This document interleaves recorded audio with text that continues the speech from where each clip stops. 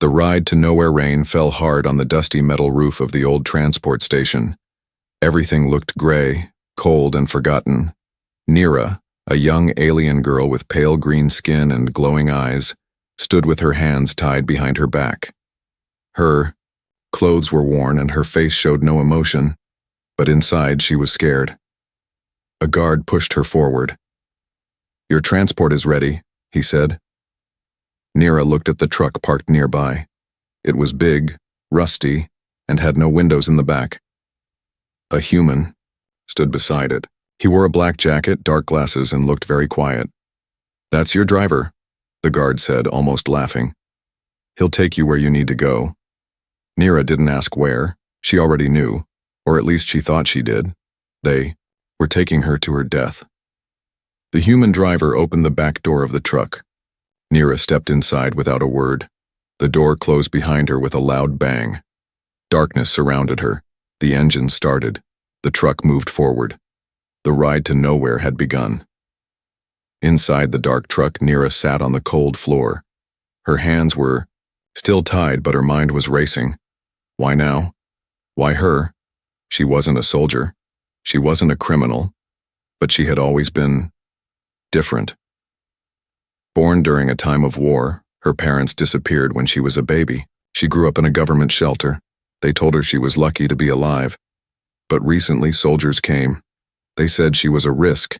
Now, they were sending her away, and no one would say why. Hours passed. The truck stopped once, maybe for fuel. Then it started again. Still no words, still no food, no answers. Suddenly the vehicle slowed down. The engine hummed softer. The back door opened slightly. Light flooded in. Nira blinked. The driver stood there, looking at her. "Are you all right?" he asked. His voice was calm, almost kind. Nira didn't answer. "I brought some water," he said, placing a bottle near her. "You'll need it." Then he closed the door again. She didn't drink. Why would a killer offer water? Was he playing with her, trying to make her trust him? No, she couldn't risk it. This human, he was dangerous. From the front of the truck, the driver pressed a small button on his radio. A voice answered. "Is the package secure?" "Yes," he said quietly. "But I don't like this." "Just follow orders, Tom," the voice said. "Deliver her, that's it."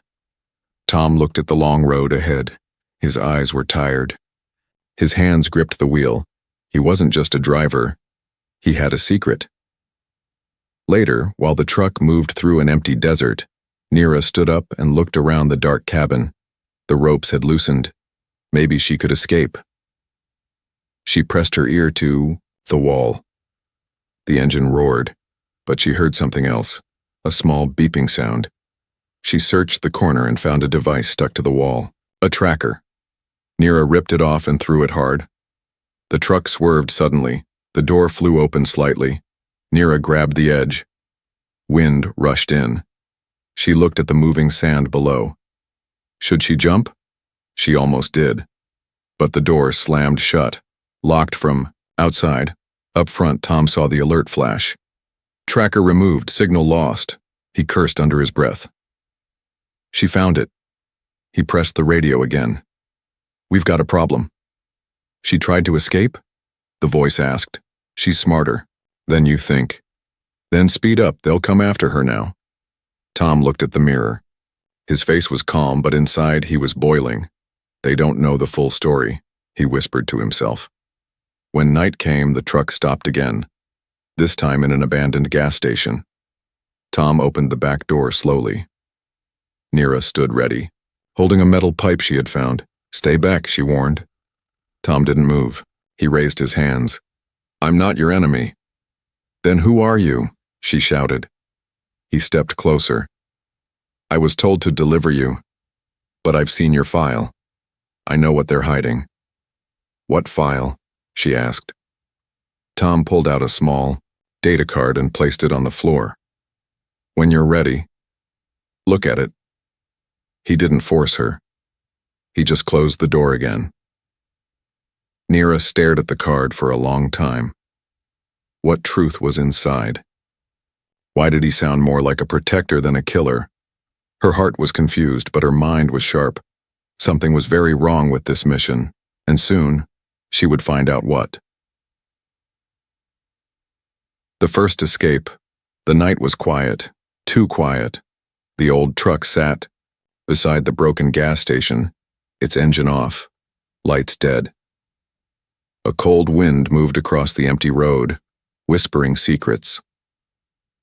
Inside the back of the truck, Nira sat with the data card in her hands. She stared at it for a long time, afraid to know the truth, but more afraid not to. Finally, she slid it into the slot on a small screen inside the truck. A blue light blinked. Then, a file opened. Classified record. Subject Nira. Alien origin. Potential carrier. Status, high value, transport required. Reason, containment and erasure. Her hands trembled. Erasure? She read more. Her blood wasn't normal. It carried something. A genetic signal, a code that no one could explain. Some scientists believed it could unlock a hidden message. Others believed it could start a war. She wasn't a criminal. She was a secret. And now, they wanted to erase her. Suddenly, a sharp noise echoed outside. Engines. Not one. 3. Tom stood at the edge of the road, eyes narrowed. In the distance, headlights appeared, fast and bright. Vehicles moved across the desert, kicking up dust. He ran back to the truck and opened the rear door. We have to go. Now. Nira looked at him, her face pale. Who are they? Not friends, he said. They were told you escaped. They'll kill both of us. She stood up. Why would they kill you? Tom didn't answer. He just threw her a jacket. Put this on. You'll freeze in the wind. They jumped into the front of the truck and started driving. The night exploded with light behind them. Gunfire. Laser blasts. The other vehicles were close, military bikes and black armored jeeps. Tom drove fast, pushing the engine past its limit. The truck bounced over rocks and sharp turns. Nira gripped the door. We won't make it. We will, Tom said. There's a canyon ahead. I know a path they don't. But if you were just a driver, how do you know these paths? She asked. He didn't answer. She looked at him, truly looked, and saw the scars on his neck, the way his hands gripped the wheel like a soldier. You're not a driver, she said. No, he said finally. I used to be something else. They reached the canyon. Tom made a sharp turn, heading into a narrow hidden trail. The enemy vehicles missed it and drove past. For now, they were safe. He stopped the truck behind large rocks. They jumped out. Tom grabbed a bag from the back, food, a small rifle, a map. Nira asked, "What now?" "We walk," he said. "There's an old bunker not far from here. We can hide there." She followed him in silence. The cold bit at her skin. Her legs ached. But fear pushed her forward. They reached the bunker by sunrise. It was buried under a collapsed tower. The metal doors creaked open after Tom entered a code. Inside, it was dark and full of dust. But it had lights, a bed, food, enough to survive, for a while. Tom sat down, breathing heavily. Nira stared at him. "Why are you helping me?" she asked. He looked tired. "They lied to me too," he said. "I was told to deliver you, no questions. But I looked at your file. I couldn't just let it happen. You don't even know me," she whispered. "I didn't need to," he said. "You're a person, not a thing to be erased." She turned away, confused. All her life, people controlled her, guarded her, studied her. No one had ever protected her, not until now. That night, while Nira tried to sleep on the bunk, Tom quietly pulled out a small radio and sent a secret message. "She knows. They came after us. Send word to the old contact. We need help." The voice on the other end asked, "And the girl?" Tom looked at Nira, sleeping. "She's not what they think she is." Outside, not far from the canyon, one of the enemy vehicles stopped. A tall woman stepped out. Her skin was gray, her eyes sharp. She was Commander Rel, and she had one order: bring the girl back alive, or not at all. She looked at the dirt tracks. They've gone off-road. They'll try to hide, she said. But it won't matter, she smiled coldly. I always find my targets. Back in the bunker, Nira woke suddenly. Her hand touched her chest. Her heart beat fast. Not from fear, from something else. A warning. She wasn't just being hunted. She was about to discover why she was created in the first place. The secret mission. The bunker lights flickered. Nira sat in silence, holding the old data card in her hand. Her eyes stared at the screen in front of her, but her mind was somewhere else. What did they put inside her? She wasn't sick. She wasn't dangerous. At least she thought she wasn't, but the files said otherwise. Tom walked in with 2 metal cups. It's warm tea, he said. Old soldier recipe. Tastes bad, helps you stay awake. Nira took one without speaking. Tom sat beside her. He looked at the screen too. You read it, didn't you? She nodded slowly. I'm not a prisoner, she said. I'm something else. Tom sighed. They called you a carrier, but I don't think they understand what that means either. Carrier of what? Tom reached into his bag and pulled out another chip. This came from my old team. We stole it from a private lab before they shut us down. He slid the chip into the screen. Another file opened. Project Echo. Subject Nira. Purpose unknown genetic data. Designed by unknown species. The signal is dormant but active near specific frequency patterns. Warning. Subject must be erased before activation. Status. High risk. Nira's voice trembled. I was built? Tom didn't answer right away. Maybe not built, but changed. Before you were born, someone added something into your DNA. A message, maybe a weapon, maybe a peace code. Nira stood up, shaken. So I'm not real? You're real, Tom said firmly. You're just more. Silence filled the bunker. Then Tom added, this wasn't just a transport job for me. I used to work in a Black Ops program. We hunted threats, alien, human, whatever our leaders told us. He looked at his hands. I did a lot of bad things, but when I saw your file, I knew I couldn't follow orders anymore. Nira looked at him. So you saved me? No, Tom said. I'm trying to. But we're not safe yet. Suddenly, a soft beep echoed through the bunker. Tom stood up fast and looked at the sensor screen. Movement. Just outside. Nira's heart jumped. He handed her a small plasma pistol. Stay behind me. If I say run, run. He moved to the steel door slowly. The screen showed a figure walking alone. Female. Armed. Tom whispered. Rel, Nira asked. Who is she? An old teammate, he said. She's better than me. Smarter, colder, and she never leaves a job unfinished. A voice called from outside. Tom, I know you're in there. Tom stayed silent. You can't. Hide her forever. She's not yours to protect. Nira grabbed his arm. We have to run. No, he said. Not yet. He turned to her. If she gets you, she won't just kill you. She'll take your body back, and they'll rip it apart for answers, Nira whispered. Then what do we do? Tom opened a secret hatch in the floor. Tunnel. It leads into the canyon, but we'll only get one chance. Boom. The bunker shook. The door was under attack. Tom opened the hatch and pushed Nira inside. He followed quickly. Above them, Rel's team broke through, but the tunnel collapsed behind, Tom and Nira blocking the path. Hours later, they emerged on the other side, dusty, tired, and sore. The desert stretched for miles. Tom pointed to the west. We need to reach the safe zone. There's someone there who can help us unlock the signal inside you. What if we can't? Nira asked. Tom looked at her, serious.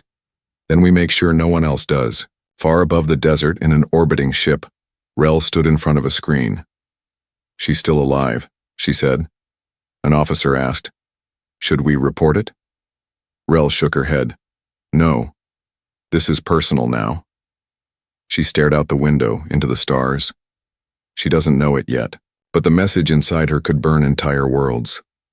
That night, under a broken sky, Nira lay in a tent beside a silent fire. She looked at Tom. Why me? She asked. Why did they choose me? Tom replied softly. I don't think they chose you. He looked into her eyes. I think you were born to choose for yourself. Truth in the crossfire. The sky turned red as the sun rose over the desert. Tom and Nira moved quickly, crossing dry lands and broken roads. They hadn't slept much. There was no time. Rel and her soldiers were still behind them. Nira's legs ached. Her chest felt tight. But she pushed forward. Inside her something was changing. She could feel it. Tom stopped near a rocky ridge and checked his scanner. We're almost there, he said. There's an old listening post ahead. If it still works, we can send a signal. To who? Nira asked. To someone who can help us, he said. A scientist. One of the last people who worked on Project Echo before the program was erased. Nira nodded, but her hands were shaking. Suddenly, the scanner beeped loud. Enemy signal. Close. Tom cursed. They're here. In the distance, black bikes raced over the sand. Soldiers in dark suits raised weapons. Take cover, Tom shouted. They dove behind rocks. Bullets and plasma shots exploded around them. Nira screamed as a blast hit the ground near her. Dust flew in her face. She coughed, eyes burning. Tom returned fire. His aim was sharp. One of the soldiers fell, but more kept coming. We can't stay here, Nira cried. I know, Tom said. We run on my signal. Then it happened. One soldier threw a bomb. It landed near them and exploded, sending Tom flying into a rock. He groaned in pain. Nira crawled to him. His leg was bleeding. Badly. She grabbed his arm. You're hurt. Tom winced. I'll live. You have to go. No, she shouted. I'm not leaving you. Behind them, footsteps approached. Soldiers. Nira's heart raced. She stood, shaking, her hands glowing faint blue. What's happening to me? She whispered. Her skin felt hot, her breath fast. Then, boom. A wave of energy exploded from her body. The air bent. The ground cracked. The soldiers were thrown back, unconscious. Everything went quiet. Tom opened his eyes, stunned. You did that? Nira fell to her knees, breathing hard. I didn't mean to. He touched her shoulder gently. It was inside you, and now it's waking up. They limped to the listening post, hidden under rocks. Inside, it was dark, full of broken tech, but Tom worked fast. He fixed the power line and turned on the main panel. The screen lit up. Connection weak. Searching.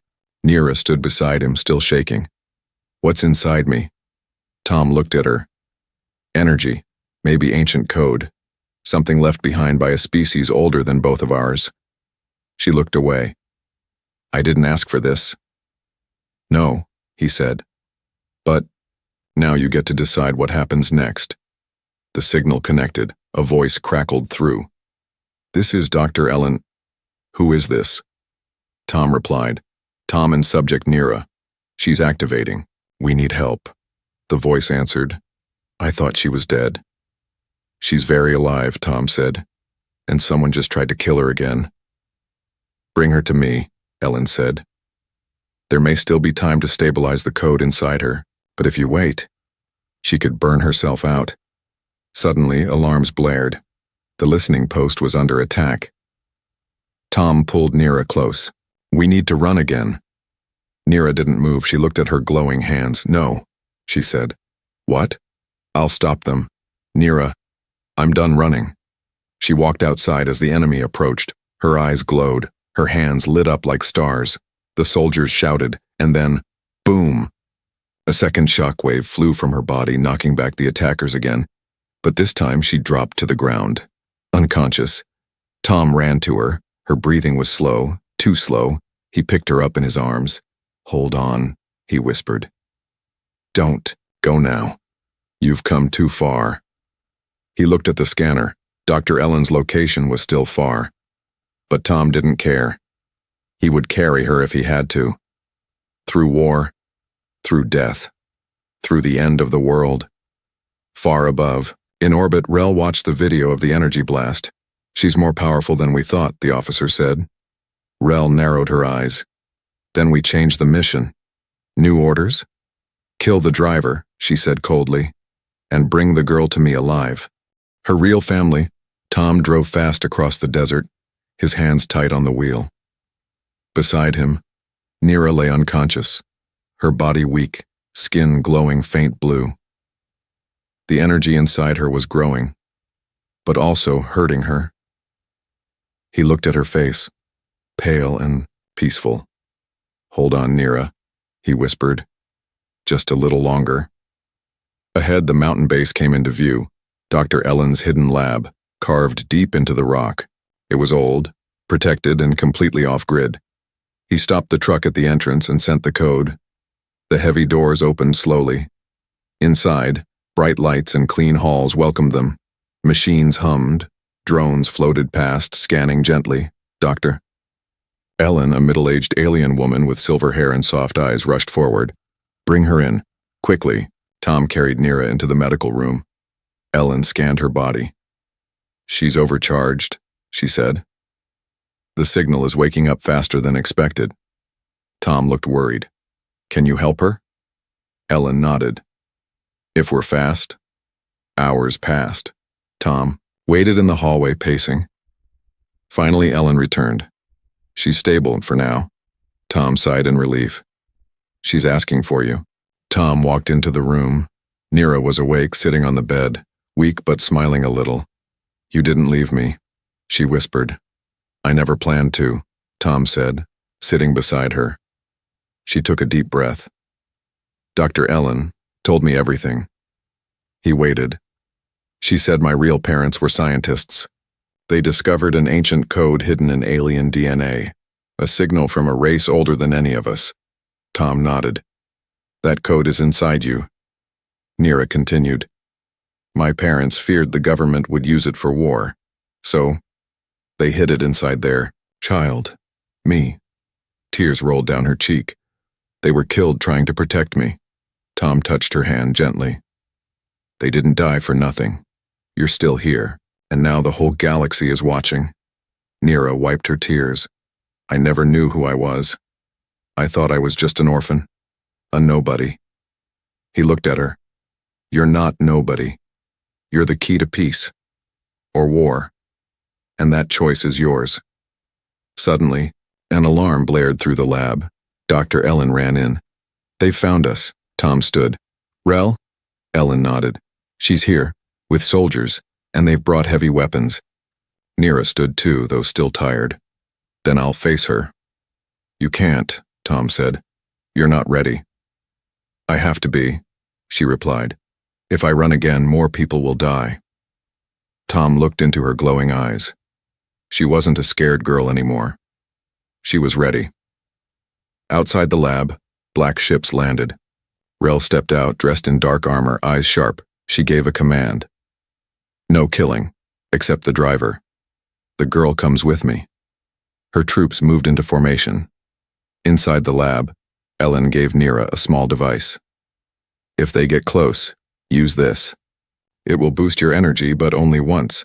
After that, your body may shut down." Nira nodded. "Thank you." Tom strapped on a vest. "We'll buy you time." Nira stopped him. "Don't leave me." He looked at her gently. "I'm not.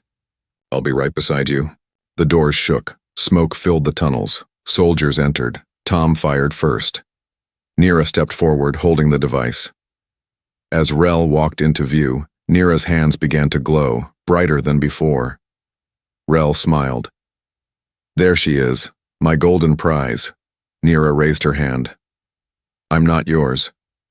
She activated the device. Boom. A wave of pure light exploded through the hall. Soldiers fell back. Tom grabbed Nira before she collapsed. Her body glowed. Her pulse slowed. Later, when the dust cleared, Rel was gone. The soldiers had retreated. Tom lay beside Nira holding her hand. You did it, he whispered. You faced them. Nira opened her eyes weakly. Then why does it still feel unfinished? He nodded.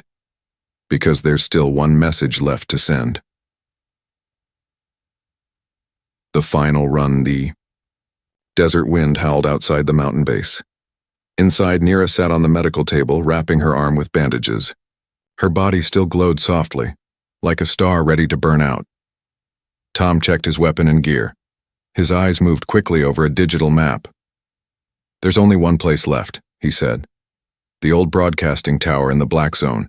If we upload the signal there, it'll reach every system in the galaxy. Dr. Ellen nodded. That signal, it's not just information. It's a message left by an ancient race, a warning, and a choice, Nira whispered. A choice between peace or more war. Tom looked at her. You still want to do this? She looked up. I have to. They left before sunrise in a fast scout ship, quiet, unmarked, built for stealth. Below them, the world was waking up. But the skies were already dangerous. Enemy patrol ships flew above the ruins. Tom flew low, dodging towers and wreckage. Nira sat quietly in the co-pilot seat, her hands glowing a little stronger now. You okay? Tom asked. She nodded. I feel the message inside me, it's trying to get out. He smiled. Then let's help it reach the stars. They reached the Black Zone by mid-morning. An old tower stood in the center of a dead city. Its top was broken, but the signal dish still worked. Tom landed the ship behind a collapsed wall. Nira looked at the tower, then at the sky. We're not alone, she said. Tom saw it too. 3 enemy crafts approaching fast. Rel, he muttered. She won't stop. They ran into the tower. Inside, everything was old. Rusted stairs, broken lights, collapsed walls. They climbed quickly. Nira's energy made the air shimmer. The signal platform waited at the top. Just one last upload. Tom connected the device. Just touch it, he told her. It will read your signal and send it out. Nira stepped forward. She placed her glowing hand on the panel. The tower shook. Above, Rel's ship landed hard. She stormed out, eyes burning. Bring them down, she shouted. Her soldiers fired up grappling lines, climbing the tower fast. Tom looked down. They're coming. He turned to Nira. You have 1 minute, that's all I can buy you. Nira reached out. Tom. He took her hand and kissed her forehead. Finish this. Then he turned, grabbed his rifle and rushed down the stairs. Below, explosions rocked the tower. Tom fought hard. Each shot fired with purpose. But they were too many. One soldier shot him in the leg. He fell. Rel walked up to him holding her gun. You picked the wrong side, she said coldly. Tom smiled. Maybe. But I picked the right person. At the top, Nira closed her eyes. The panel turned bright white. Her body lit up, waves of light moving through the wires, through the tower, into the sky. Across space, signals sparked, on human ships, on alien warships, on neutral planets. A voice, played in every language. This world has chosen too much blood. Now choose something greater. Choose unity. The energy finished. Nira fell back, weak. The signal had been sent. Far above Earth, battle fleets stopped firing. Commanders stared at their screens, unsure what to do. In the silence, they chose to stand down. Back in the tower, Rel pointed her gun at Tom. Then her radio beeped. Stand down. Orders from high command. Peace talks. Starting. She froze, then looked up toward the top of the tower. Her eyes narrowed. She did it. Later, Tom limped to the top, holding his side. Nira lay there, eyes half closed. You made it, she whispered. So did you, he smiled. She looked at the sky. Is it over? Tom looked out at the horizon. No, he said. It's just beginning. What he risked everything. For 2 weeks later, the stars were quiet. The war fleets had pulled back. Peace talks had begun between humans and aliens. Messages of hope moved across every channel, every system, and it all started with her. Nira lay in a recovery bed at the Neutral Alliance station, orbiting high above Earth. Her skin still shimmered faintly. The glow inside her had faded, but the message remained, now spread across the galaxy. Tom sat beside her, his leg in a brace, arm wrapped in a bandage. But he smiled as she opened her eyes. "You're still here?" she asked softly. He chuckled. "Told you, I don't leave people behind." She blinked slowly, then whispered, "You risked everything. For me." He nodded. "Yeah, and I'd do it again." Outside the window, she could see ships from both sides, human and alien, parked together for the first time in history. Some of the leaders were even shaking hands. "It's working," Nira said. "They're listening." Tom looked out too. "It's more than working. It's changing everything." Later that day, Nira stood before a crowd. Leaders, reporters, soldiers, children. All waited for her to speak. She looked nervous. Tom stepped up behind her. "You don't have to say anything fancy. Just speak from the heart." She nodded, then stepped forward. "My name is Nira," she said. "I was once a secret, a danger, a target." She paused. "But I am not just a carrier of some code. I am someone who chose peace over fear." She looked around, and I didn't do it alone. She turned to Tom. "This human risked everything to protect me, not because he had to, but because he believed in me, even when I didn't believe in myself." Tears came to her eyes. Peace is not easy. It takes courage, and kindness, and love. The crowd stood silent, then slowly, applause, first from one person, then another, until the whole station echoed with cheers. Afterward, Nira and Tom walked, alone in a garden built on the station's roof. The stars above were bright and calm. She turned to him. "Do you ever wonder why you were the one chosen to drive that truck?" He smiled. "Sometimes, but maybe it wasn't about being chosen." He looked into her eyes. "Maybe. I was just the one who said yes." She stepped closer, and for the first time, her hand reached for his. He held it. They didn't say anything more. They just stood there, 2 lives from 2 worlds, finally at peace. Epilogue. Months later, a small child sat on the floor of a new academy, where human and alien children learned together for the first time. He looked up at a statue of a girl holding a glowing star. A teacher walked by and said, "That's Nira, the one who changed everything." The child smiled. "She wasn't alone, right?" The teacher smiled back. "No, she had someone beside her, a human driver who drove her to her death, but gave her life instead."